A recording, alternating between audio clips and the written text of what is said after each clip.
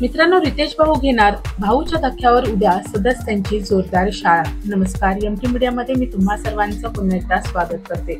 मित्रांनो, आजचा एपिसोड संपला आणि आपल्याला उद्याच्या एपिसोडचा प्रोमो दाखवण्यात आलेला आहे आणि त्यामध्ये आपल्याला रितेश भाऊ उद्या भाऊच्या धक्क्यावर सदस्यांची कशी शाळा घेणार याविषयी बोलताना दिसले.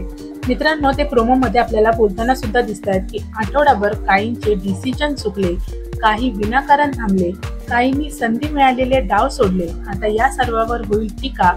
पाहुयात भाऊचा धक्का. मित्रांनो, भाऊच्या धक्क्यावर उद्या रितेश भाऊ काही सदस्यांची जोरदार शाळा घेणार हे नक्की. आणि ते सदस्य असतील मित्रांनो जान्हवी आणि वैभव.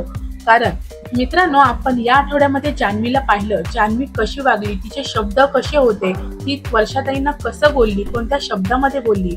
आणि गेल्या आठवड्यामध्ये निकी जशी वागली होती तशीच कॉपी जान्हवीने या आठवड्यात केलेली आहे. आणि तिची जोरदार शाळा रितेश भाऊ घेणार हे नक्की. त्यानंतर मित्रांनो, वैभवची शाळा रितेश भाऊ घेऊ शकतात. कारण सूरज बरोबर कॅप्टन्सी टास्क मध्ये त्याचं जे भांडण झालं होतं त्यावेळेस सूरजला तो बोलला होता की मी तुझं मुंडकं छाटीन, मी डायरेक्ट तोडतो, हे जे शब्द होते त्याचे, त्या शब्दावरून सुद्धा वैभवला खूप ऐकवतील, त्याची खूप शाळा घेतील असं मला वाटतंय. आणि बाकीचे जे सदस्य आहेत त्यांना बोलतीलच, पण जोरदार शाळा आहे ती फक्त जान्हवी आणि वैभवची घेतील असं मला वाटतंय.